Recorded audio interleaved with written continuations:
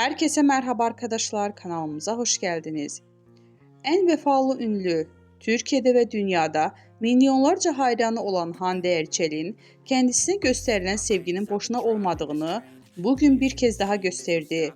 Akın akın özünü annesinin cenaze törenine giden Erçel, birçok ünlülerin katılmadığı törende kameralara öyle bir şekilde yakalandı ki, görenler Hande Erçel en vefalı ünlü çıktı yorumunda bulundu. Got something to say, yeah. I work hard each and every day. I get lost in the words I say. I don't push pause, no I push play. I won't stop till I make a change.